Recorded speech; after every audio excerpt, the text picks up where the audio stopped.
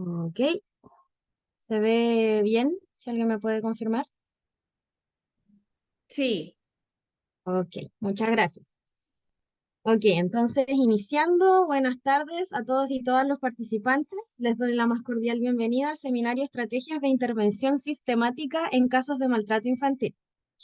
Estamos muy contentos de la gran participación del día de hoy y es por eso que en primer lugar queremos agradecer su gran motivación y confianza hacia nosotros en ADIPA por hacernos parte de su camino de aprendizaje en salud mental.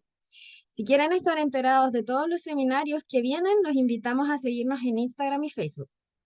A continuación voy a presentar la agenda del día de hoy. Actualmente estamos en el bloque de bienvenida. Posteriormente viene la presentación de la temática y una vez concluida esta, se dará la posibilidad para responder algunas preguntas. Sin embargo, quiero recordar que solo se podrán tomar algunas debido a la cantidad de personas presentes. Una vez terminado el bloque de preguntas, se va a realizar un sorteo por una beca totalmente gratuita para el curso en intervención sistémica en niños, niñas y jóvenes en contextos de vulneración de derechos, que tendrá sus sesiones en vivo los días 17 y 18 de noviembre. Los requisitos para optar a esta beca son ser profesionales o estudiantes de último año de carreras del área de la salud mental o educación y haber participado de toda la sesión, ya que solo se va a realizar el sorteo con quienes se hayan quedado hasta el final, así que los invito a quedarse. Durante el sorteo necesitamos que todas las personas estén atentas y con sus nombres reales en Zoom para poder encontrarlos durante el sorteo si es que llegasen a salir ganadores.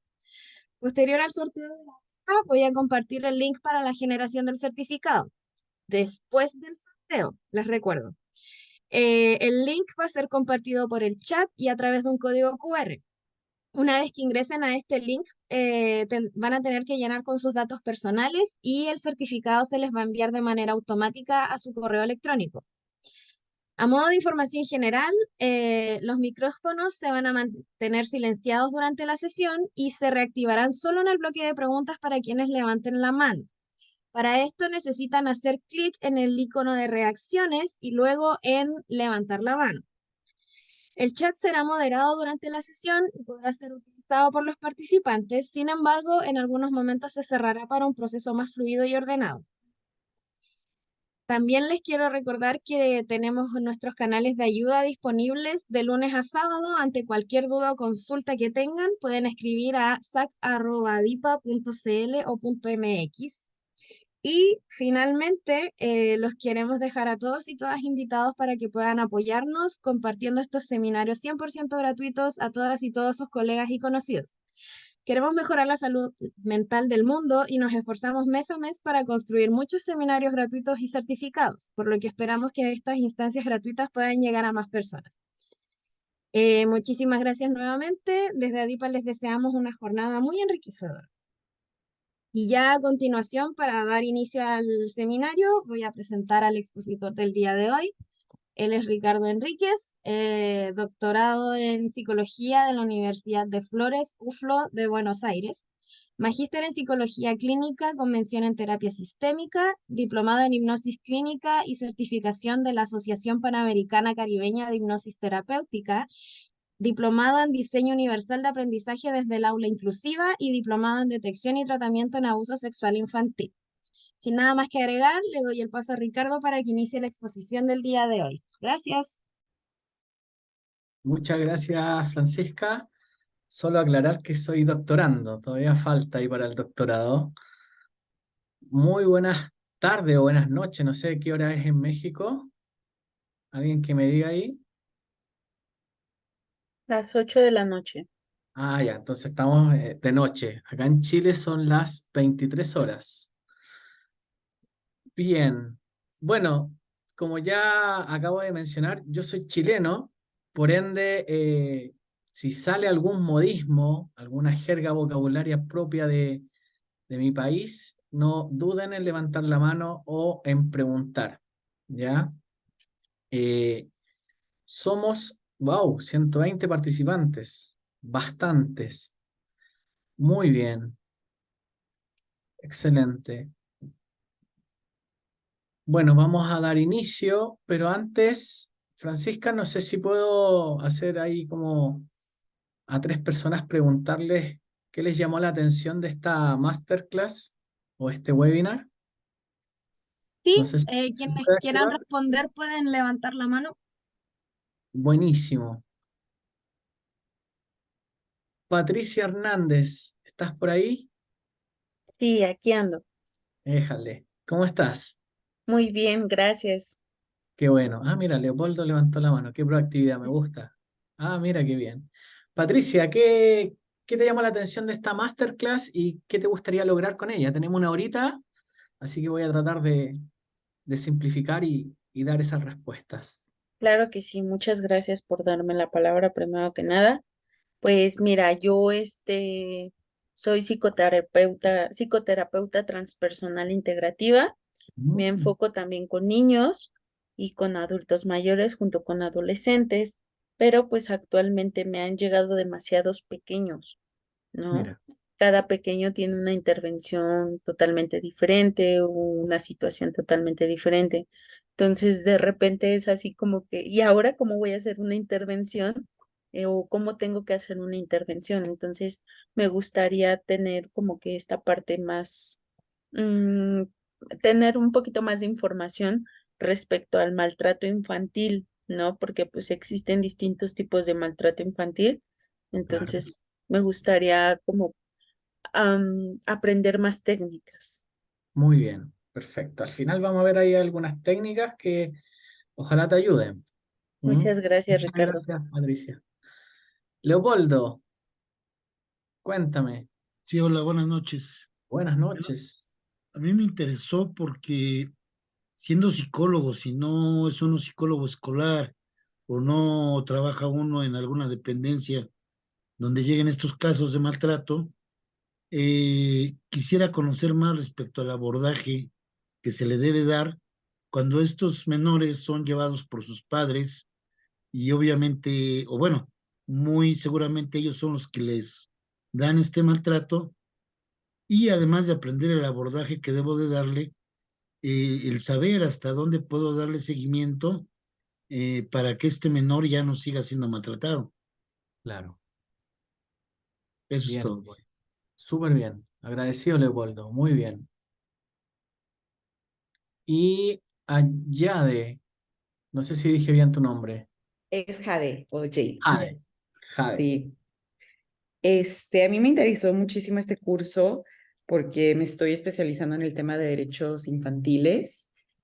Trabajo en el DIF, doy psicoterapia a víctimas de violencia y también soy voluntaria en una casa hogar. Entonces quiero tener todas las herramientas y todo el conocimiento posible para pues poder ayudar a este contexto tan vulnerable y que es de suma importancia para pues nuestro futuro y nuestra nación y pues sí, quiero tener todo el conocimiento y herramientas posibles. Buenísimo. Bueno, veo que la mayoría viene por las herramientas. Eso es necesario, ¿cierto? Bien, vamos a dar respuesta a eso durante esta horita que tenemos. Bienvenida, Marisa. Y, y bueno, no duden en preguntar, levantar la mano. Ya sé que somos hartos, pero voy a ir tratando de filtrar ahí algunas preguntas y respondiéndolas, ojalá de manera inmediata. Diana, dime. Hola, buenas noches. Buenas Gracias noches. por el espacio. En mi caso, yo soy docente y doy la materia de enfermería infantil, así como psiquiatría.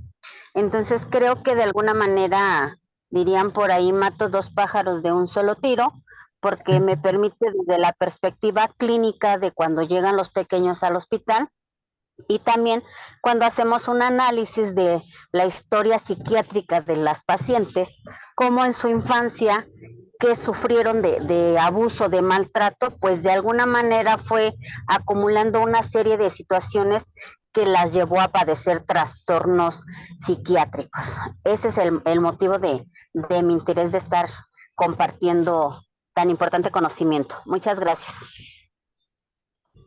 Wow, qué mirada nos trae ahí la Diana, ¿no? Una mirada quizás más psicopatológica, ¿no? Así que, bien, agradecido por ese aporte.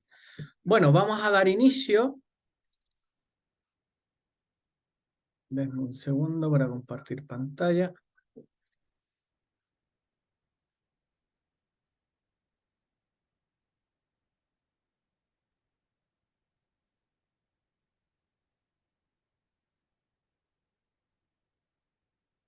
¿Se ve, cierto? Sí. Perfecto. Sí. Bueno, muchas gracias. El seminario que vamos a ver hoy, que va a durar entre 45 y 50 minutos, una hora, ojalá, trata sobre estrategias de intervención sistémica, ¿ya? En casos de maltrato infantil. Tenemos una horita nomás, ¿ya? Así que vamos a tratar de entregar lo máximo posible. Bueno, ya me presentaron. Los objetivos de este seminario, primero es que conozcan los tipos de malos tratos y sus consecuencias. Y el segundo objetivo es reconocer la importancia, escuchen bien esto, la importancia de la intervención multifamiliar y multidisciplinaria en los casos de maltrato infantil. Creo que lo que acaba de decir Diana es bien interesante cómo los profesionales actualmente nos hemos ido actualizando frente a lo que es la intervención con niños, niñas y adolescentes que han sufrido distintos tipos de malos tratos o incluso vulneraciones de derechos que claramente afectan la vida tanto a nivel biológico, psicológico, incluso social. Y por qué no decirnos, también nos afecta como sociedad, como cultura y como comunidad. Entonces, el abordaje clásico antiguo no miraba mucho la esfera multifamiliar respecto a lo que es el maltrato infantil. Y tampoco se daba como un trabajo positivo o efectivo respecto a las distintas líneas multidisciplinarias que tenemos. Creo que hoy, justamente con esto, con la tecnología, tenemos una ventaja increíble que debemos aprovechar los profesionales. Y por eso me gusta ver que tenemos 139 participantes en este seminario. ¿Por qué? Porque se nos están abriendo las puertas para romper fronteras en el ámbito psicosocial, especialmente en el área infanto-juvenil. Bueno, vamos a dar inicio primero comprendiendo lo que es el maltrato, ¿no? El origen de la palabra maltrato proviene del latín y está formada en tres partes. Primero, male, que es sinónimo de mal. El verbo trataré, que se puede producir como tratar. Y el sufijo tro, que es equivalente a recibir una acción. En este caso hablamos de maltratar a través de la acción, ¿ya? Como concepto, el maltrato es la acción y efecto de maltratar, tratar mal a una persona, menoscabar o echar a perder. El concepto está vinculado a una forma de agredir al otro, en el marco de la relación entre dos o más personas. Bueno, nosotros nos vamos a dirigir directamente a lo que es el maltrato infantil, ¿ya? Según la OMS, ¿ya? Manifiestan que el maltrato infantil es un problema de salud pública y mundial, donde convergen diferentes tipos de daño. Estos daños pueden ser físicos, emocionales, ¿ya? Incluso podemos llegar a ver daños que repercuten en lo económico, en la familia y también a nivel social y, como les mencionaba delante, a nivel comunitario. El Instituto Nacional de Pediatría, ya en la Clínica de Atención Integral del Niño Maltratado, ofrece la siguiente definición de maltrato infantil, comillas, toda agresión u omisión intencional, física, sexual, psicológica o negligente dentro o fuera del hogar contra una persona de menor edad, antes o después de nacer. Atención a eso, antes o después de nacer, que afecte su integridad biopsicosocial, realizada habitualmente u ocasionalmente por una persona escuchen esto también, presten atención, institución o sociedad en función de su superioridad física, intelectual o económica. Qué tremenda definición nos entrega el Instituto Nacional de Pediatría. Y creo que estamos viviendo unos hechos mundiales bien interesantes, ¿o no? Donde estamos viendo maltrato a nivel social, a nivel comunitario, ¿no? ¿Qué pasa con las guerras? Jade, dime. Estoy muy de acuerdo con la definición que dio el Instituto Nacional de Pediatría, pero creo que a esa definición le faltó que fuera intencional o no, porque a veces sin la intención de querer hacer daño en este caso, a las niñas, niños y adolescentes, por ejemplo, una familia de bajos recursos que prefiere no meter a sus hijos a estudiar porque se necesita de dinero en la casa y en vez de que vayan a gastar sus horas en la mañana estudiando, los pone a trabajar, ¿no? Para él, eso es lo que él cree que es correcto y no piensa que tendrá efectos negativos en la vida de la niña, niño o el adolescente.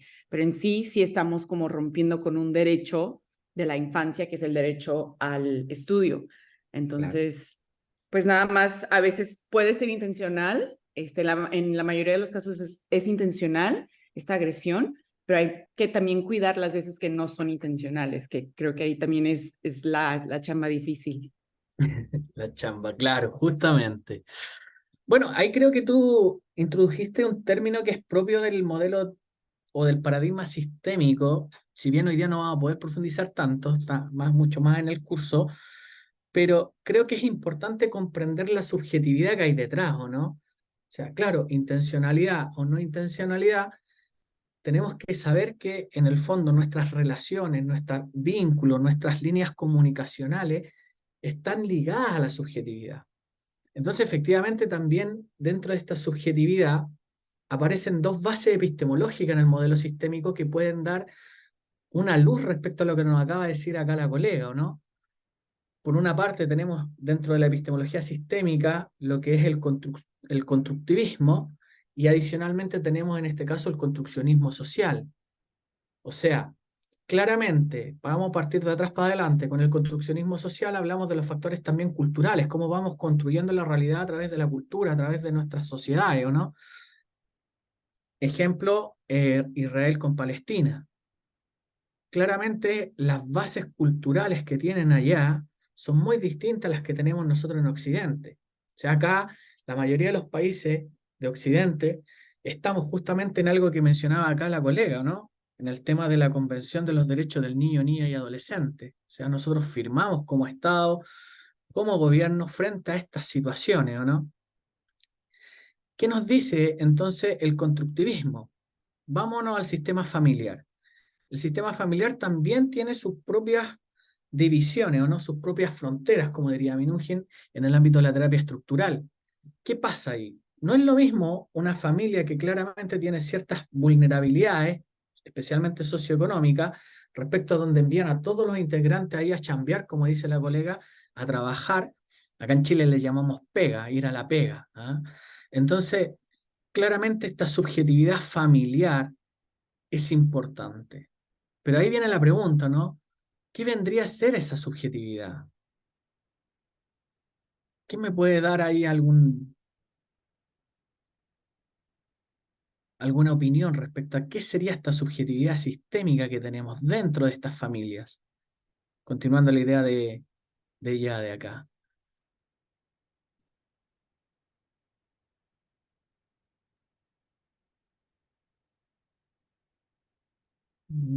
Gary, ¿qué se te ocurre a ti?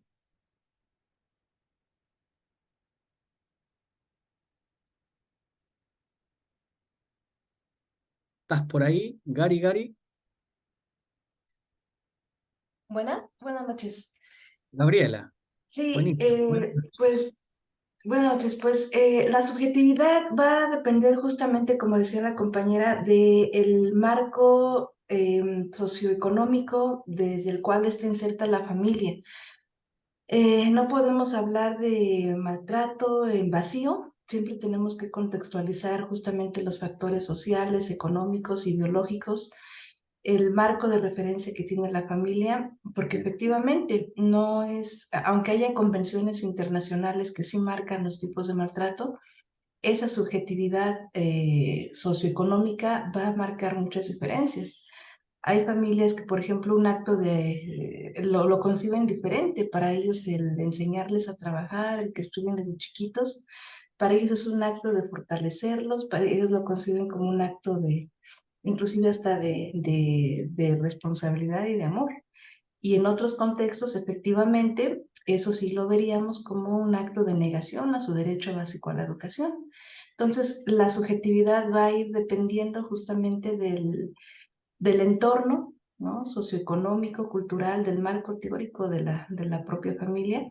Y es ahí donde vamos a tratar de entender si queremos realmente lograr cambios y apoyar a las familias que de alguna manera ejercen este tipo de maltrato, ya sea intencional o consciente, inconsciente, pero lo ejercen, tenemos que partir de comprender desde dónde viene esto, no desde nuestra postura teórica, profesional, que ya también hay un sesgo, sino realmente tratar de entender esta familia de dónde vienen estas ideas, esta concepción, para a partir de ahí ir generando cambios. Mira qué interesante lo que trae Gabriela, te lo agradezco enormemente. Rescato el tema del marco de referencia que trae la familia, eso es súper importante. Y claro, nosotros como profesionales también traemos un marco teórico, como mencionó la colega acá, ¿o no? Pero nosotros somos garantes de derechos, po. Es nuestra labor, nuestra ética. Y si efectivamente estamos viendo un maltrato, ¿qué vamos a hacer ahí? Al escuchar a Gabriela, y allá me vino un recuerdo. eh, Acá en Chile hace un tiempo atrás, muchos años atrás, me tocó hacer una evaluación de diagnóstico comunitario en una localidad, en un estado, se podría decir allá, no sé cómo le dicen, como una región, donde estaban las familias migrantes. De hecho, el diagnóstico psicosocial tenía que ver con familias migrantes, especialmente familias haitianas, de Haití. Tuvimos una fuerte ola de migración de Haití en Chile y llegaron específicamente en la comuna donde nosotros estamos interviniendo. Entonces se nos pidió hacer una evaluación diagnóstica respecto a estas familias de Haití. Resulta que venía un marco referencial, como dijo acá la colega, bien distinto al marco que nosotros tenemos mayormente en Chile, ¿ya? Y que es muy similar al de México, donde efectivamente existía maltrato. De hecho, a nivel cultural, la familia de Haití, cuando el niño se está portando mal, cualquier persona debe maltratar o bien, en este caso, enseñar a través de lo físico, del maltrato físico, para que el niño, niña y adolescente corrija su conducta. De hecho, era mal visto que el adulto que estuviera ahí, sea el pastor, sea el carnicero, sea la persona dueña del negocio, no corrija al niño. Entonces se provoca ahí algo bien interesante, que es lo que trajeron acá las compañeras, ¿o no? Se provoca un choque cultural tremendo. Pero ahí puedo hacer esto de respetar al 100%. Obviamente no voy a ir a atacar ni nada por el estilo, pero es súper importante que ustedes que van a trabajar con maltrato, siempre, siempre, siempre tienen que ser garantes de derecho. No podemos permitir que el niño, niña y adolescente sea vulnerado en sus derechos. ¿Cómo llegamos allá? Es la respuesta creativa. Y ahí es donde entramos con la intervención psicológica, de la trabajadora social o de los distintos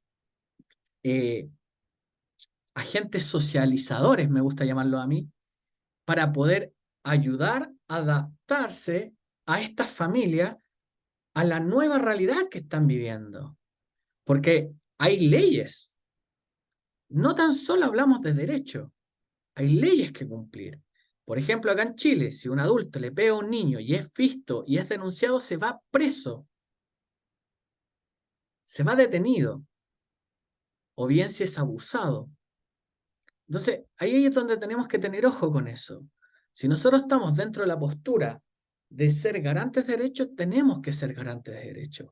Ya el tribunal va a dictaminar si es culpable o no es culpable. Eso no es nuestra labor. Pero nuestra labor es sí pesquisar, promover y obviamente proteger los derechos de niños, niñas y adolescentes. Entonces sí, se va a provocar un choque cultural. Y ahí aparece este mundo subjetivo. Una cosa es que nosotros logremos comprenderlos y obviamente no vamos a ir a juzgar ni nada por el estilo, sino que vamos a ir a, como diríamos los psicólogos, a psicoeducar al respecto, a entregar herramientas. Y frente a esa vulnerabilidad, ¿qué aparece? La subjetividad que acaban de traer las dos compañeras y que es muy válido. Dentro de la epistemología sistémica, como les mencioné, está el constructivismo. Uno de los constructivistas más conocidos se conoce como Paul Vaslavic. Y Paul Vaslavic es más conocido en el mundo psicosocial porque fue el creador de lo que son la teoría de la comunicación, ¿no? Todos conocemos los axiomas de la comunicación en pregrado. Es imposible no comunicar, etc.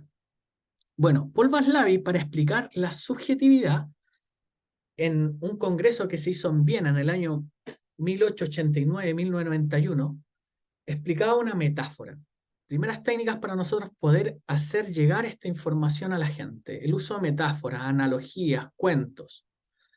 Entonces, él usaba una metáfora bien interesante, la cual trataba de un niño, un padre y un asno. Tenían que trasladarse de una ciudad a otra ciudad. ¿Ya? No está textual, es un constructo obviamente pasado por mi línea cerebral. Se trasladan de una ciudad a otra ciudad y en primera instancia el papá deja al niño arriba del asno y avanzan. Él va tirando de la soga. ¿Qué ocurre? Se pilla con un grupo de personas y este grupo de personas empieza a murmurar, a cahuinear, a decir cosas. Y dentro de esas cosas que estaban diciendo decían, mira, pobre niño, no va a saber lo que es el esfuerzo. No va a lograr nada en su vida porque se le da todo fácil. El padre escucha y baja al niño. Y se sube él. El niño tira de la soga, el padre va arriba del asno. Y siguen avanzando. Y frente a ellos aparece otro grupo de personas que empieza a murmurar, a chamullar, a decir cosas. Y dentro de esas cosas que dicen, pobre niño, siendo maltratado. El padre arriba del asno y él caminando. ¡Qué mal padre! El padre escucha, se baja del asno, avanzan los dos. Y a medida que avanzan, un grupo de personas escucha, o sea, un grupo de personas empiezan a murmurar y a hablar, y el padre escucha. Y dicen, qué tontos, qué idiotas, teniendo un asno y no lo utilizan. El padre escucha nuevamente esto y se suben los dos arriba del asno. A medida que avanzan, adivinen qué, aparece otro grupo de personas, Marisa. Y adivina qué dicen. Pobre animal, estos seres insensatos. Y bueno, así Paul Vaslavic explicaba la subjetividad. Y el sistema humano, los sistemas sociales son todos intersubjetivos. Entonces, lo primero que tenemos que comprender es específicamente lo que nos acaban de decir las compañeras. Son familias que traen su marco referencial donde puede haber intencionalidad o no puede haber intencionalidad, pero nosotros tenemos un marco de derechos de los niños, niñas y adolescentes que tenemos que respetar. Y desde esa índole podemos psicoeducar, ayudar e intervenir en estas familias. De hecho, después de ese diagnóstico, se hicieron muchos talleres de habilidades parentales en idioma francés y en idioma creol. Nosotros nos adaptamos al idioma de ellos. Y se logró. Actualmente, la comunidad haitiana en Chile es una de las comunidades que tiene más gente migrante en nuestro país. Y poco a poco se van adaptando. ¿Para qué decir lo que está ocurriendo con Venezuela, o no? En distintos países. Leopoldo, levantaste la mano hace rato. Disculpa por no prestarte ahí la atención necesaria en el momento. ¿Algo que decir?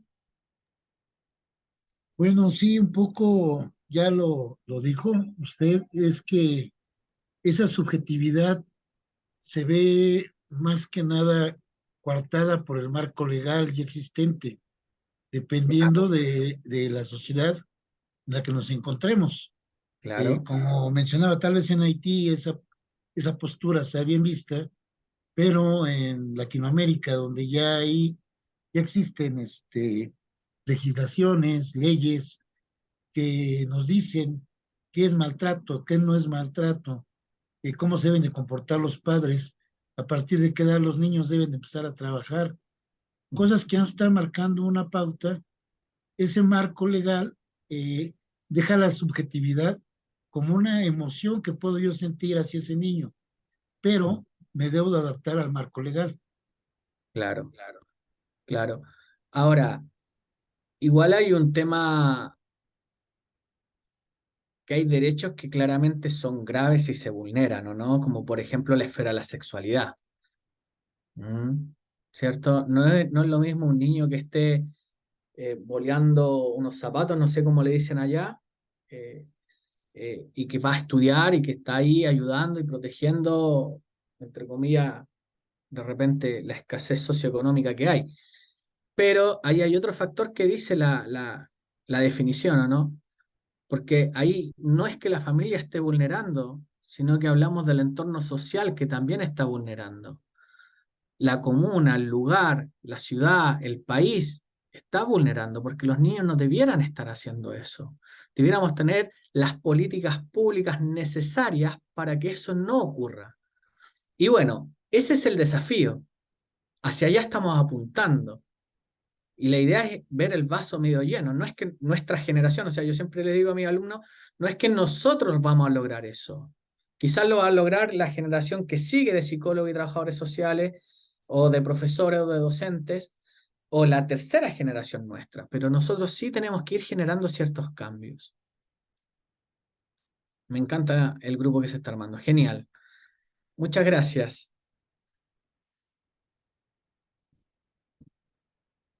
Bueno, como mencionaban al principio, los colegas ahí bien muy asertivos, existen distintos tipos de maltrato. Tenemos el maltrato físico, que corresponde a cualquier agresión que pueda ser provocada o no, ya a nivel físico, como efectos de castigos repetitivos, la intensidad. También existen distintas cualidades, como golpes, patadas, zancadillas, empujones, asfixias, mordeduras, armas de fuego, quemar a los niños con cigarrillos. Existen distintas líneas que pueden generar lesiones tanto a nivel interno como externo. ¿Ya? Obviamente hay un daño a la integridad física de la persona, en este caso los niños, niñas y adolescentes. También tenemos el maltrato psicológico, que corresponde a conductas persistentes e inoportunas de parte de algún adulto mediante insultos, amenazas, mentiras, humillación, violencia doméstica, actitud impredecible, ausencia de cuidados y ojo con esta, explotación, ¿ya? Los cuales pueden deteriorar el desarrollo de capacidades cognitivas, emocionales y un desarrollo completamente integral y social en el niño, niña y adolescente, incluso repercute en la familia. Aparece la culpa en esas madres de repente, o en esos padres que no pueden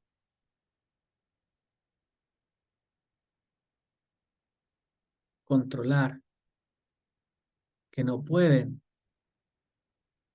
ayudar a desarrollar a sus niños como corresponde. Ahora, creo que está muy en boga esta palabra y creo que tenemos que tenerla clara. La explotación de niños, niñas y adolescentes. Hay una película que sacó un compatriota de ustedes allá en México que habla de esto. No puedo desarrollar más la idea, pero búsquenla ahí. Ya es una película que claramente tenemos que ver todos los que trabajamos en el ámbito psicosocial. Aparece también el abuso sexual, que es toda agresión entre un adulto o incluso algunos años mayor que el niño, ¿ya?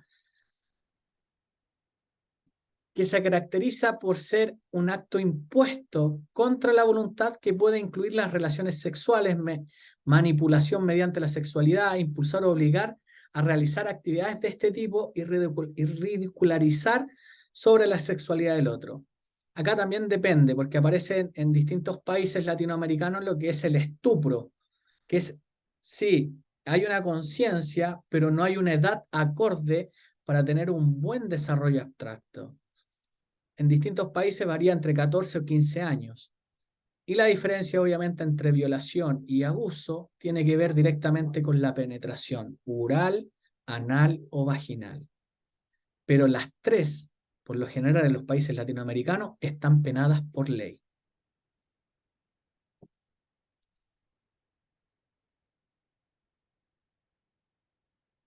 También tenemos, en este caso, una de las más comunes que yo creo que es hacia donde también se dirigen las compañeras, ¿o no? Lamentablemente en nuestros países latinoamericanos e incluso en otros países con más dificultades que nosotros, se da lo que es el abandono y la negligencia. ¿Ya? Pero acá también, como les mencionaba a las colegas recién, también hay un abandono sociopolítico que también tenemos que tener ojo los que vamos a trabajar en estas instituciones, donde hay ciertos grados de poder donde quizás podamos intervenir. El abandono o negligencia se caracteriza por la falta de protección, atención mínima a las necesidades básicas de los niños y adolescentes, ya sea de manera temporal o permanente, por parte de sus cuidadores principales. Ojo, cuando un Estado, cuando un país firma los tratados de derecho al niño, el principal garante de derecho es el gobierno, es el Estado. También los familiares, también mamá, papá, también el colegio, pero el principal es el Estado. De esta manera podemos entender como negligencia la carencia de alimentación, vestimenta, higiene, vigilancia en las situaciones potencialmente peligrosas y o cuidados médicos, donde se coloca el riesgo físico, psicosocial e intelectual. Bueno, ¿hay alguien levantando la mano? Gary, cuéntame. Buenas noches. Hace rato me mencionaste, pero no supe cómo activar el micrófono, lo tenía mal configurado. Una disculpa. Estoy revisando, cuando iniciaste, comentabas que la definición de maltrato es toda agresión intencional, físico-psicológica, antes o después de nacer. Me llama poderosamente la atención esto de antes de nacer. Sí. Sabemos que incluso el no nato está afectado psicológicamente por medio del ambiente en el que se desarrolla, y en el que se encuentra la madre, ¿no? Entonces, Claro. lo observable pues sería cuando es un niño y ver la conducta y el desarrollo con su familia o con un agresor, pero cuando es un no nato, ahí yo creo que se pone bastante interesante en cómo, eh, por lo que menciona esto la ley, la verdad no estoy muy informado de lo que habla la legislación mexicana sobre los no natos, la verdad no desconozco esa parte, pero me parece interesante el hecho de que se puede violentar los derechos del niño aún antes de nacer. Justamente. Bueno, ahí también hay un tema político detrás, Gario, ¿no? Depende obviamente del tema político que haya detrás de cada país. Hay estados latinoamericanos donde se habla y uno de los principales derechos tiene que ver con el derecho a la vida. Y ahí se genera un debate con el tema de en este caso, el derecho también de la mujer en tener o no tener ese bebé y aparecen también otras vulneraciones que tienen que ver ya más con los derechos humanos respecto a las posibles violaciones que sufren, en este caso, las mujeres, y eso también es grave. Entonces, se está ahí dando respuesta a nivel de Estado, a nivel de país, a nivel, yo creo que de continente respecto a esto, y ahí, bueno, de repente es positivo, de repente es negativo, que la política también está ahí. Entonces tenemos gente un poquito más conservadora y gente que no es tanto, entonces se provocan debates y al final los que sufren son los niños, niñas, adolescentes, nosotros como trabajadores, porque a mí siempre me gusta decir que, no sé cómo lo dirán en México, pero una cosa es saber la teoría y otra cosa es estar ahí en la calle, donde está la realidad. Entonces, eh, de hecho, hoy día mismo estaba en la mañana trabajando en un hospital y, y llega alguien que era de un estrato social económico alto y no conocía la realidad del sistema de salud pública. Y le sorprendió enormemente que había gente en los pasillos esperando, sentada con sus conexiones a los sueros, porque no es igual el sistema de salud pública al sistema de salud privada. Y ella jamás había bajado a estos sistemas. Entonces, claramente hay una desigualdad tremenda y dentro de esa desigualdad hay muchas vulnerabilidades. Y dentro de esas vulnerabilidades también entramos a ciertas vulneraciones. Pero ahí depende mucho del sistema sociopolítico y también de los tratados que tenemos. Cierto. Muchas gracias. Leopoldo, déjame avanzar un ratito y continuamos contigo. Ya los tengo ahí en la retina. Bueno, ¿cómo nos damos cuenta del tipo de maltrato? Por lo general la gente se fija mucho en esto, ¿no? En el maltrato físico. Obviamente existen moretones, lesiones abiertas, lesiones orales, quemaduras, fracturas, lesiones graves, traumatismos, ¿ya? Aún así también tenemos un maltrato psicológico que yo creo, y soy optimista en esto y tengo fe en que lo estamos viendo mucho más, ¿ah? Que tiene que ver con este sentimiento de rechazo, sentimiento también de amenaza. También tenemos en este caso, ojo con esto, mucha sobreexigencia de repente con nuestros niños, niñas y adolescentes. Ojo con el otro extremo, mucha sobreprotección, ¿ya? Y también no hablo del estilo de crianza de sobreprotección, sino que hablo de que no están protegidos nuestros niños, niñas y adolescentes muchas veces. O sea, es cosa que se metan a ver cuántos niños desaparecidos hay en cada país. Falta de disponibilidad emocional, indiferenciación de las necesidades de las personas adultas. O sea, tendemos siempre, lamentablemente, a adultizar al niño. Y ahí es donde nosotros tenemos que tener claro el desarrollo biopsicosocial que tienen nuestros hijos, a nivel cognitivo también. ¿Ah? ¿Y para qué decir el abuso sexual? ¿Ya? ¿Cómo nos damos cuenta que hay abuso sexual? Cuando hay un sinfín de síntomas, cuando hay un sinfín de dificultades, entre ellos se destacan el llanto, la inquietud, la irritabilidad, la encombresis, la neuresis, ¿ya? Adicionalmente también el miedo exagerado, fobias, crisis de pánico, ansiedades, niños con ansiedad y con crisis de pánico. También aparecen los juegos sexualizados, que son inapropiados para la edad. Aparece también un vocabulario, aparecen dibujos de contenido sexual, aparecen las pesadillas, los trastornos del sueño. También empieza en este caso la ansiedad por separación con los padres, masturbación compulsiva, alteración en el desarrollo psicosexual, y ahí podemos seguir nombrando. Falta de habilidades sociales, falta de habilidad adaptativa. O sea, el abuso sexual y el maltrato hace tanto daño. Y ustedes que están acá tienen este desafío. Y qué bueno que estén en este seminario.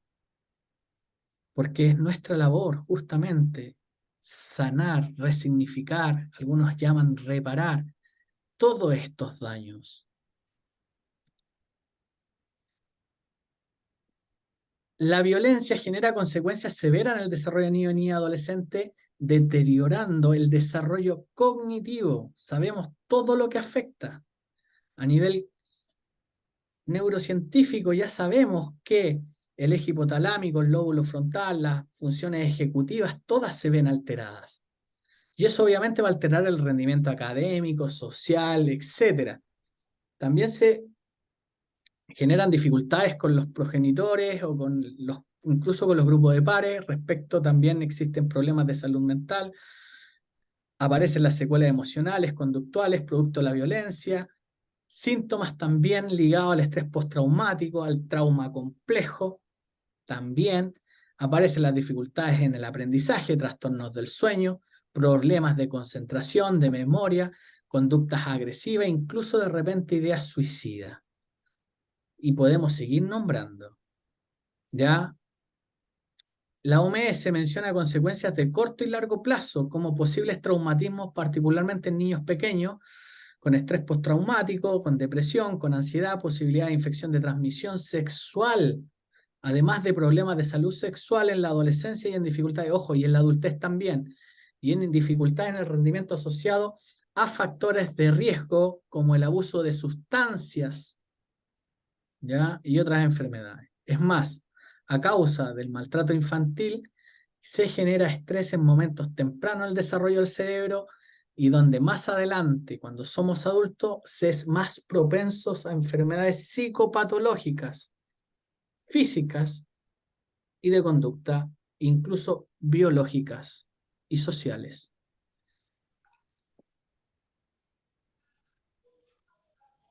Diana, y tengo a... ¿Dónde está? Que me preguntó antes que Diana.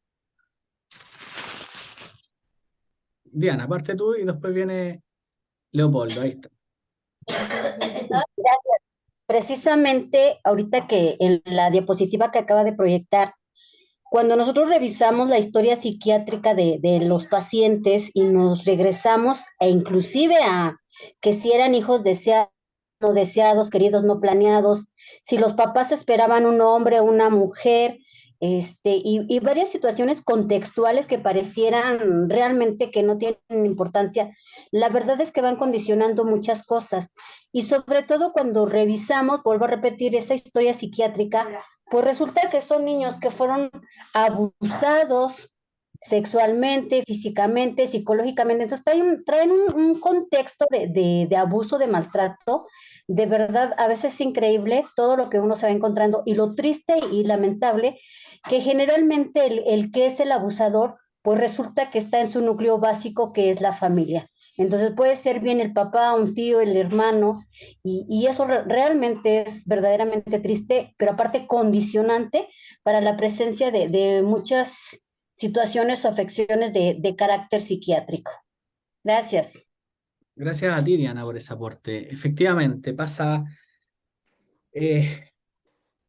voy a escuchar a Leopoldo, que lo tengo hace rato ahí, no es justo, y después profundizo lo que dice Diana. Leopoldo, dime. Ok. Si no hay problema, yo rápido nada más regresamos un poquito a lo que es el maltrato del no nato.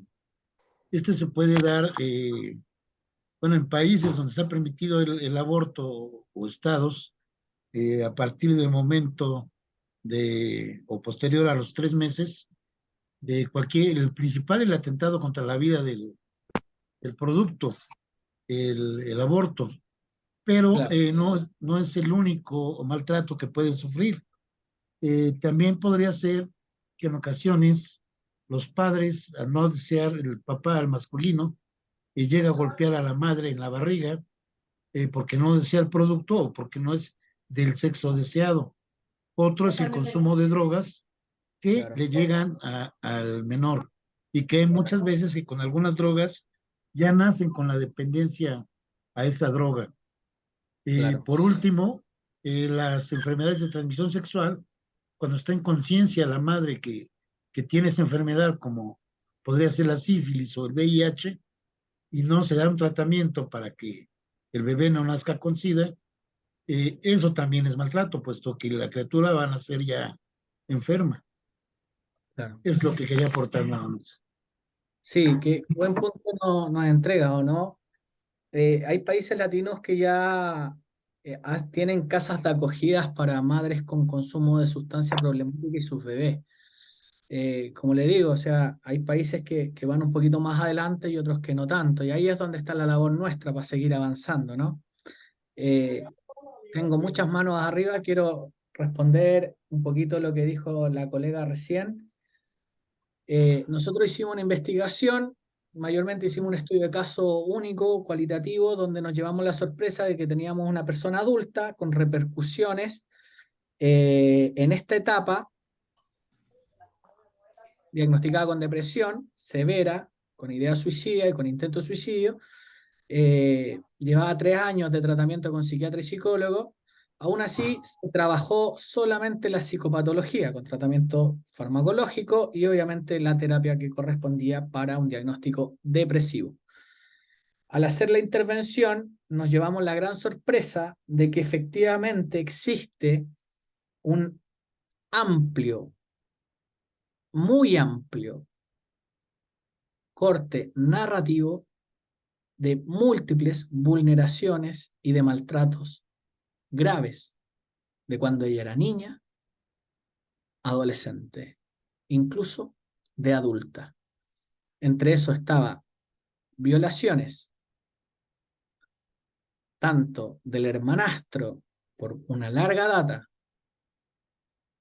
abuso por parte del papá biológico, abuso por parte del padrastro y abuso por 2 pares. Lamentablemente, cuando nos vemos el maltrato dentro del árbol de problema o en las raíces y solo intervenimos acá arriba con la depresión o la respuesta psicopatológica, como nos traía en el delante la compañera, no estamos reestructurando o generando el cambio donde tenemos que generarlo. Se trabaja la reparación del maltrato grave, la violación, los abusos, los distintos traumas, que ya los autores le denominan trauma complejo, y adivinen qué pasa, la sintomatología empieza a disminuir. Actualmente esa investigación la estamos llevando al método más cuantitativo, donde hemos aumentado la muestra para efectivamente prestar mucha atención cuando tenemos diagnósticos psicopatológicos, como nos decía la Diana recién, y ahí, para que sus fichas de anamnesis, sus fichas de control, de ingreso, como le quieran llamar, tengan esas preguntas adecuadas respecto a estas vulnerabilidades, tanto de maltrato físico, negligencia, abandono y abuso sexual, etc. Voy a continuar. Gabriela y Abigail, mantengan la mano ahí para después, en este caso, dialogar, porque si no, no voy a alcanzar a terminar. Me encanta, yo estaría aquí toda la noche. Seguimos. Como ya les mencionaba, entonces aparece en este caso el trauma complejo, ¿ya? El cual es un trauma psicológico que ocurre luego de estar expuesto a estresores severos de manera prolongada, los cuales involucran daño o abandono de los cuidadores y que ocurre durante la infancia y la adolescencia. Todos los tipos de maltrato que acabamos de mencionar pueden encasillarse dentro del maltrato, o sea, del trauma complejo. Adicionalmente, Van de Cor ya menciona también otro tipo de trastorno que es algo muy similar, que es el trastorno traumático del desarrollo. Entonces tenemos todas esas posibilidades. ¿Qué factores de riesgo tenemos? Tenemos un sinfín de factores de riesgo: discapacidad física, intelectual, déficit cognitivo. Aparece también en las individuales, embarazo no deseado, abandono del niño. A nivel familiar aparece la violencia de género, escasa ayuda de la pareja, escasa ayuda en el ámbito de la red de apoyo también, amigos, familias vulneradores también, socioculturales, ya lo mencionaba las colegas al inicio: pobreza, exclusión social, ya paro, un estudio español, paro se llama cuando está cesante en España, ya inestabilidad sociofamiliar, déficit acá en el ámbito parental, déficit en habilidades parentales, la supervisión, etc. Ojo también hoy día con el acceso a pantallas y aplicaciones.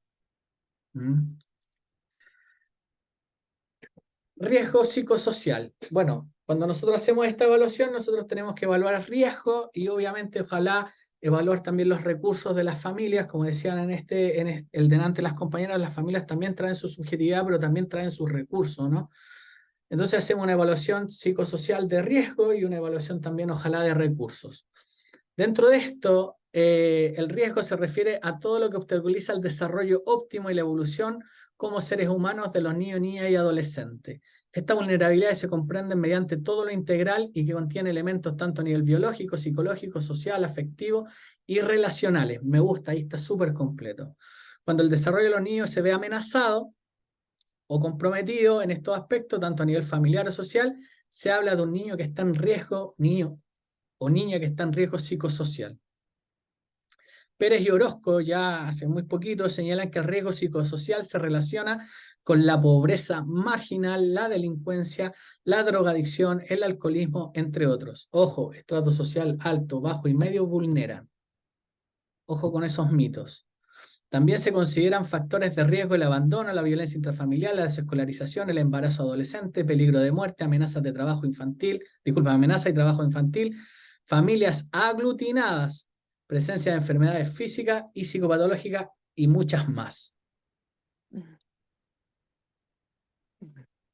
Para eso nosotros tenemos que, ojalá llegar a esa detección temprana. Y obviamente tener la obligación de reportar los casos de sospecha de alguna vulnerabilidad de maltrato grave en niños, niñas y adolescentes. Ya serán los tribunales, serán las entidades que corresponden que van a evaluar si efectivamente fue o no fue. Pero ante cualquier sospecha, nosotros tenemos que velar por los derechos del niño, niña y adolescente. Ojo, no es que vayan a quitar los niños, que se los van a llevar a un hogar, que a una residencia. Muchas veces el sistema, en la mayoría de nuestros países latinoamericanos, hoy día están con un modelo de inclusión o integración social, donde se trabaja con los padres, se les enseña habilidades parentales, habilidades sociales, incluso se les ayuda a conseguir trabajo, un sinfín de cosas que el sistema está haciendo para que efectivamente ellos puedan tener las herramientas, las competencias para estar con sus familias. Perfecto. ¿Cómo podemos abordar esto? Vamos al aspecto más técnico. Especialmente en el acompañamiento con los padres y adultos significativos en terapia. Terapia familiar. En los programas, en nuestra intervención, si trabajamos con el niño, niñas y adolescentes que están siendo víctimas de maltrato, tenemos que hacer terapia familiar, tenemos que especializarnos en terapia familiar, tenemos que leer de terapia familiar, tenemos que inducirnos en la terapia familiar. También tenemos que integrar a los padres y adultos significativos dentro del proceso psicoterapéutico, ya sea desde sesiones individuales, vinculares y familiares. También trabajar con los subsistemas del sistema familiar. Muchas veces la pareja está dañada. Ojo, no todo depende del psicólogo, del trabajador social.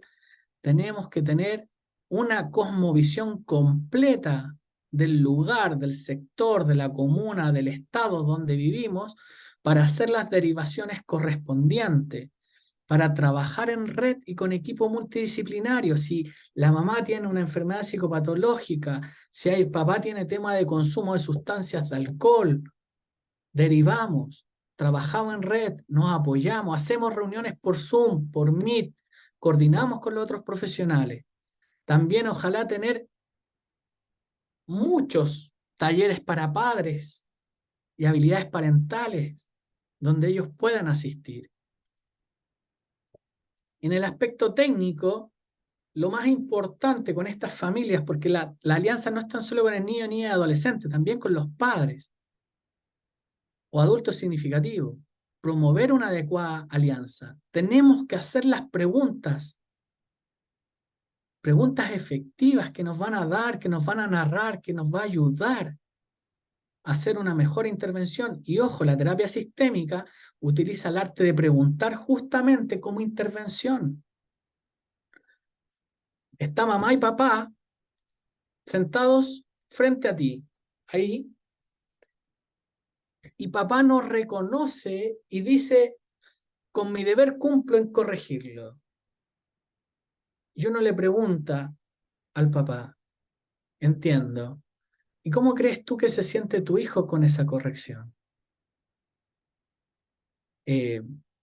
No, quizás se siente triste, mal. Ah, se siente triste o mal. Perfecto, entiendo. Vamos a la mamá. ¿Cómo crees tú que se siente tu hijo cuando tu esposo le pega o lo maltrata? No, horrible, horrible. Entiendo. Y vamos interviniendo por intermedio de preguntas. Esas se llaman preguntas circulares. Adicionalmente a eso, podríamos traer a ese niño de ese padre y decirle, traigamos a tu niño cuando tú eras niño, cuando tú viviste maltrato, cuando a ti te maltrató tu padre también. Y, y quiero que te acerques a tu hijo como ese niño. ¿Qué le dirías? ¿Que está bien?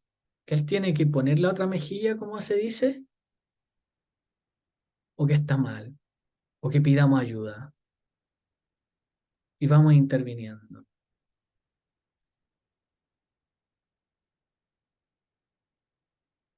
La psicoeducación, importante. Muchas veces los padres, como efectivamente mencionan, tenemos un factor cultural, de repente son de zonas rurales, zonas distintas, donde ellos no saben esto, y donde uno les enseña, y donde uno les explica y ellos lo logran comprender. Y aparte que hoy día tenemos mucha información, incluso neurocientífica, que avalan todos estos tipos de malos tratos. Aparece también la pregunta milagro, la pregunta escala. Le preguntamos al niño, niña, adolescente en una escala de 1 a 10, donde 1 es muy mal y 10 muy bien. ¿Cómo te sientes? En 3. En 3. ¿Por qué en 3 y no en 1? No, porque jugué con mis amigos en el colegio y son unos buenos amigos. Perfecto, aparece un recurso, lo anotamos. ¿Qué crees tú que necesitamos para llegar a 4? Pucha, que mi papá me pegue menos. Que el papá le pegue menos. Perfecto. Seguimos. ¿Ya? Adicionalmente, a esa pregunta a escala aparece otra técnica que es el escudo familiar, la línea de vida. ¿Ya? Esto podemos trabajarlo a nivel individual o a nivel familiar. Dibujen una línea de vida donde me escriban los hechos principales de la familia.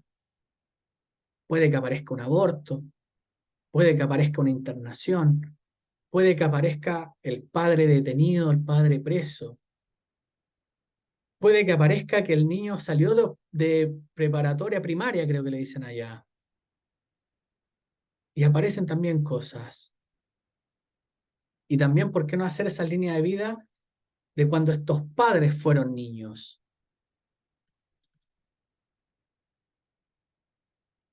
Técnicas narrativas, el uso de cartas, biografías, técnicas paradojales o prescripciones de síntomas.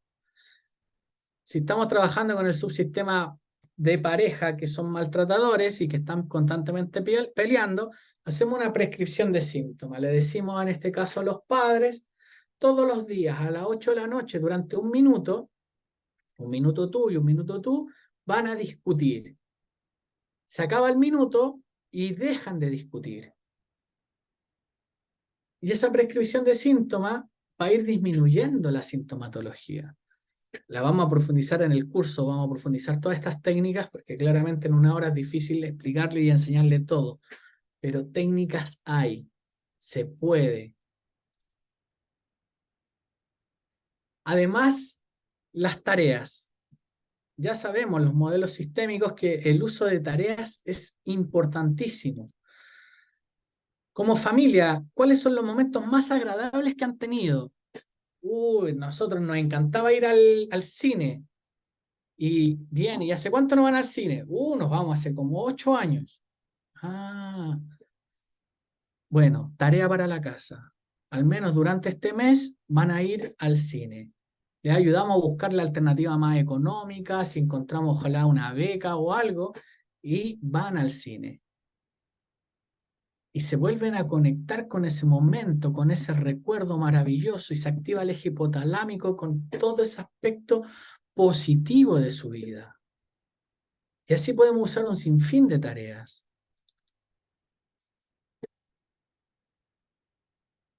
También es importante cuando hablamos de familias maltratadoras o que tienen ciertas vulnerabilidades o con los padres, la búsqueda de excepciones. Ir a buscar esos momentos en donde no está el problema. Las familias no siempre están metidas en el problema. Tenemos que ir a buscar esos momentos donde no.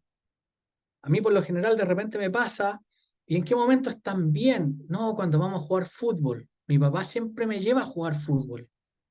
Es el único momento en que está sobrio.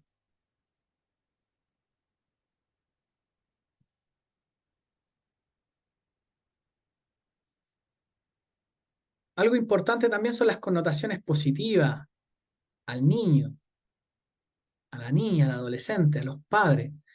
Encuentro que es súper positivo lo que están haciendo, de estar acá enfrentando estas difíciles problemáticas. Están siendo muy valientes. Les doy las gracias por confiar en mí. Agradecimientos. Aparecen también las sesiones vinculares, madre-hijo, madre-hija, padre-hijo, padre-hija. ¿Por qué no? Subsistema de pareja. Derivaciones y trabajo con el equipo multidisciplinario, terapeutas ocupacionales, psicopedagogos, fonoaudiólogos, neurólogos. Derivaciones. Fomentar el espacio psicoterapéutico para los padres y adultos significativos, derivar a los papás o trabajar con los papás siempre. Utilizar el perdón como estrategia de afrontamiento y perdonarse también, porque cuando ya descubren que lo que estaban haciendo es una vulnerabilidad, está el perdón. Ojo, perdón, hablo de algunos maltratos. Cuando hablamos de vulneración de derechos en la esfera de la sexualidad o delitos, no intervenimos en esta línea. Ahí se hace la denuncia o se incentiva a que se haga la denuncia. Depende si en el país donde estamos o donde estamos interviniendo se nos obliga por un factor ético o no se nos obliga. Pero aún así, siempre, siempre, siempre tenemos que ser nosotros los garantes de derechos. Aprender a utilizar el cuerpo en la terapia, hacer esculturas familiares, aplaudir. Somos parte del espacio, como diría la cibernética de segundo orden. ¿Con quiénes trabajamos cuando hablamos de maltratos graves? Con profesionales de la salud mental, médicos, psicólogos, enfermeras de salud mental. Es importante indagar en la escuela, tenemos que tener un contacto con la escuela, siempre, correo electrónico, WhatsApp, con las familias. Ojalá buscar esa intervención temprana en los programas, en los proyectos. Obviamente, proteger. También aparecen los trabajadores sociales y obviamente los profesionales del área jurídica. Hablamos también de una intervención triádica, psicólogo, trabajador social y abogados. Abogados de derechos humanos, abogados de derechos del niño, niña y adolescente. Y así es como más o menos se nos presenta el esquema de intervención infanto-juvenil en maltratos graves. Wow, harto en una hora. Espero haber resuelto algunas problemáticas, algunas dudas, algunas inquietudes. Y ahora abro micrófono Gabriela y Abigail. Cuéntenme. Partimos con Gabriela.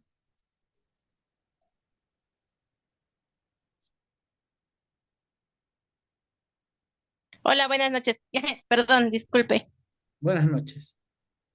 Bueno, hace rato retomando las palabras de que después de un maltrato, abuso sexual y una violación, ya después de adulto se ve reflejado, yo creo que sí. Eh, por mi parte, estudié psicología para comprenderme por qué soy, actúo de forma insegura, porque sí, yo soy vivo ejemplo de una violación y un abuso sexual. Yo lo viví a los 9 años con un primo. Mi familia fue la única ya desarrollada. Ya tenía pechos y ya tenía mi periodo a los 9 años. Y pues eso le llamó la atención a mi primo. Y a los 15 años me violaron, pero en vez de que mis papás supieran, mi mamá me dijo a de sarta de cosas hasta de morir y mi papá me dio una cachetada. Entonces eso lo que yo hice fue guardarlo y hacer que mi cerebro dijera, no, no pasó nada, no hiciste nada. y pues no. Entonces, ahora entiendo por qué soy insegura y no digo lo que siento. Entonces, sí, creo que entrar aquí dio el punto clave que andaba buscando durante mucho tiempo. Creo que hasta ahora, pues Gabriela, pues ya lo hablaste frente a 186 personas y no hay que quedarse callado. Si no escucha mamá o papá, va a escuchar el profesor, va a escuchar el psicólogo. Creo que hoy día que eres psicóloga tienes la oportunidad de psicoeducar, de enseñar. Creo que es una muy linda labor.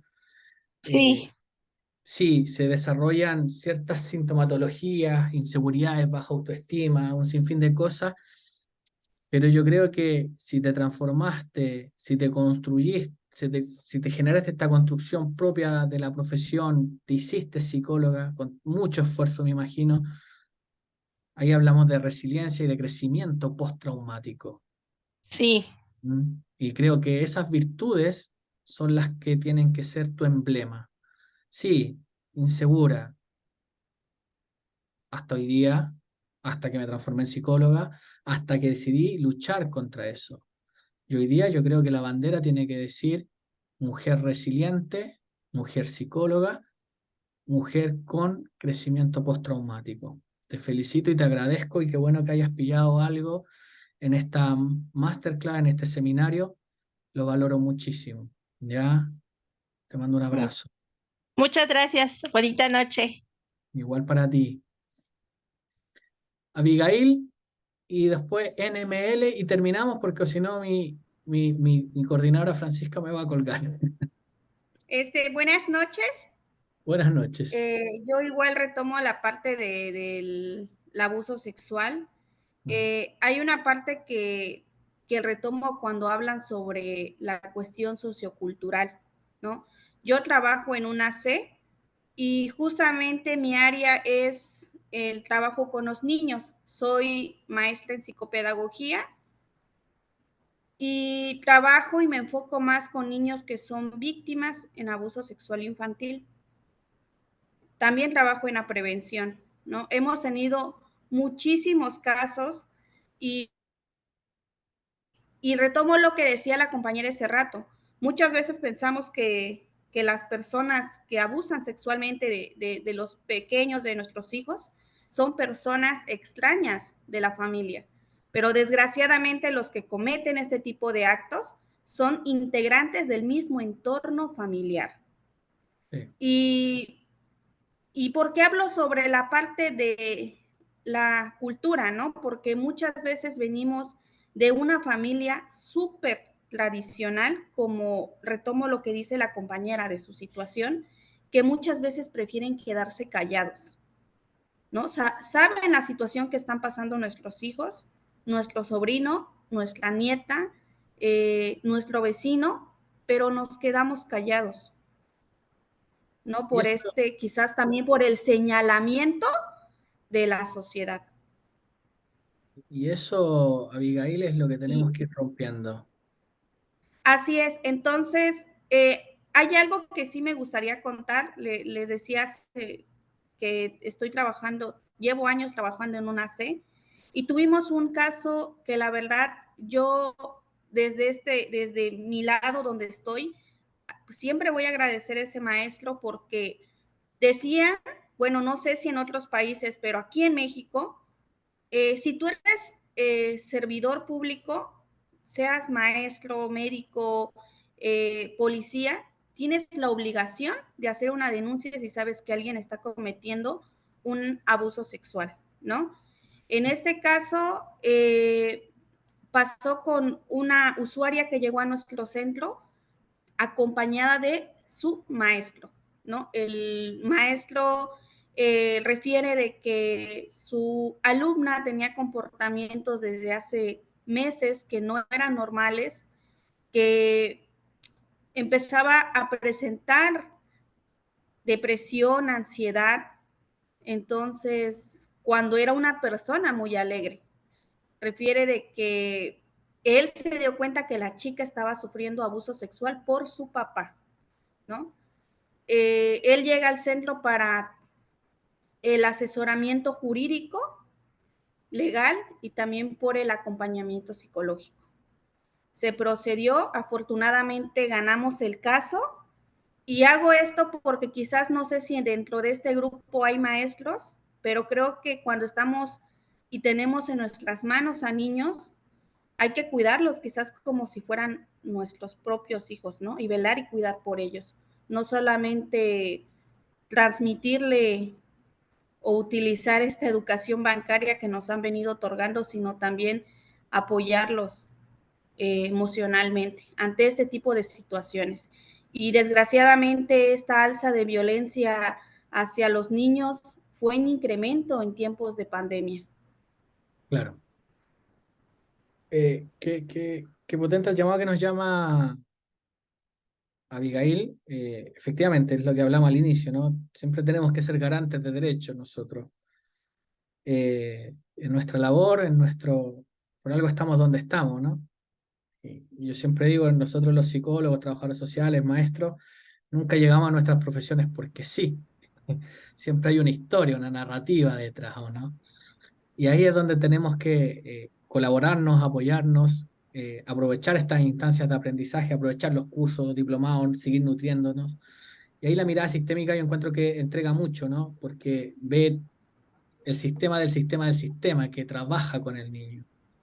Puede ser el sistema familiar, el sistema escolar, sistema de proyectos o programas que intervienen y así sucesivamente. Muchas gracias, Abigail.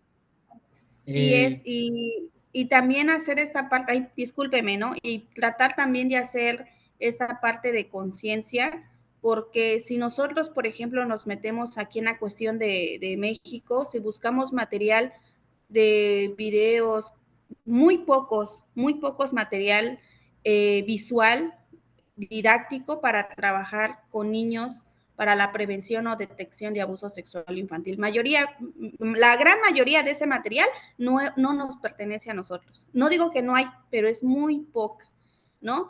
Y trabajar también esta parte de hacer conscientes a las madres, a los padres, a su entorno de los pequeños, de los niños, porque a veces normalizamos tanta la violencia que hay en nuestra cultura, en nuestro contexto, que pues ya no, ni siquiera nos hace como el factor de que nos están violentando nuestros derechos, ¿no? Sino que ya está normalizado.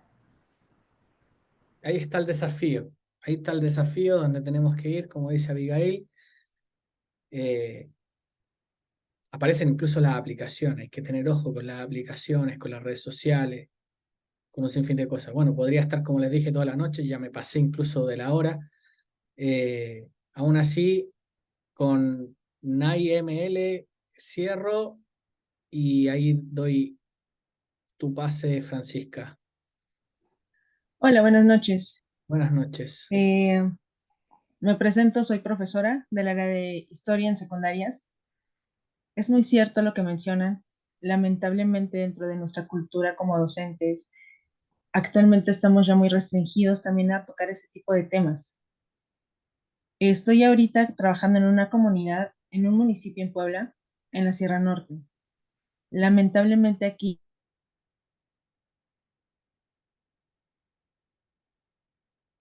¿Se nos fue? ¿Nay? no vas a hacer absolutamente nada. ¿Me escuchan? Ahora sí, Nay, te nos fuiste. Ok. Mencionaba yo que estoy en un municipio en Puebla, en la Sierra Norte. La ideología que aquí tienen es, mujer le sirve al hombre, hombre tiene las que quiera, trata como quiera y mujer te ven platicando con quien sea, en automático se te señala, se te acusa, entre otras cosas más. Claro. Retomando un poco el caso de la antepenúltima persona, a los 16 años yo fui abusada. En ese momento entendí que casualmente siempre nos dicen cuídate, pero nunca te dicen que te cuides adentro. Claro. Yo lo entendí a la mala. Eso fue a los 16 años. Cuando yo decido hablarle a mi mamá y decirle lo que me había pasado, buscando ayuda, su respuesta fue ni se te ocurra decir nada, porque no sabes lo que puedes ocasionar. Entendí que de nada servía el hablar, que todo eso que yo sentía, el coraje, la rabia, el no valorarme, desde ahí aprendí que siempre son dos opciones. O le sigues o en ese momento te caes y no sabes qué va a pasar porque literal puedes quedar a la deriva sabiendo que nadie va a llegar. Para bien o para mal, terminé mi carrera, vuelvo a lo mismo, soy docente, logré tener becas, conseguir varias cosas por parte del gobierno debido a mi promedio. Sin embargo, crecí con el estigma de ser la oveja negra. Actualmente, en mis clases siempre procuro dedicar un poco de tiempo o 1 hora a la semana en cada grupo en trabajar un poco lo que es emociones, sentimientos, autoestima. Les narré una historia, mi historia, pero ellos no saben que es mía. Cuando termino, les dejo una actividad, una serie de preguntas, el cómo se sintieron. No me esperaba esa respuesta, sin embargo, se acercaron varios alumnos y alumnas a decirme que les había pasado algo con un tío, con un padrastro, con un hermano. Desde ese momento, obviamente, les agradezco principalmente la confianza que tienen y es el buscar los medios para poderlas apoyar. ¿Por qué?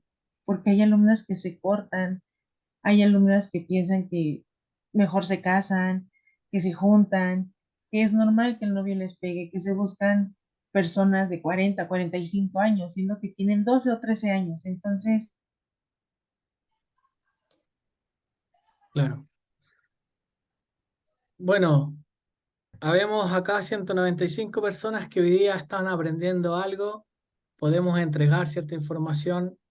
Sé que hay mucha gente que también se está preparando académicamente, teóricamente, prácticamente, para que efectivamente nuestros niños ni adolescentes, tanto en México, Chile, Latinoamérica y el mundo, no tengan solo dos opciones, como acaba de relatar la compañera, sino que aparezcan muchas opciones más, ¿o no?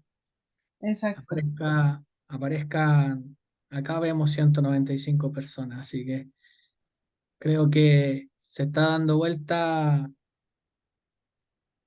o se está cerrando un capítulo catastrófico y tenemos la oportunidad de escribir un nuevo capítulo centrado justamente en respetar, en valorar a niños, niñas y adolescentes, para que no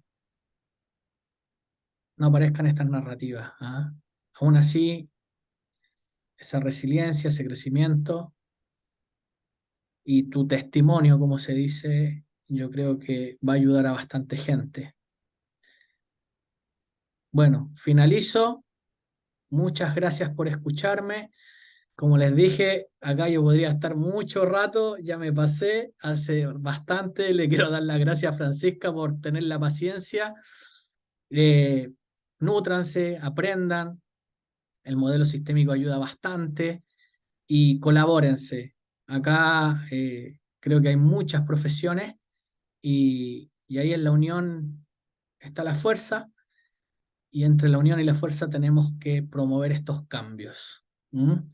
Norma, qué gusto verte.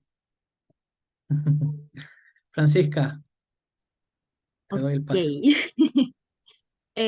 Bueno, muchas gracias a quienes dieron sus testimonios, también a todos los participantes del seminario del día de hoy y por supuesto agradecer a Ricardo Enrique por la excelente exposición que ha dictado el día de hoy.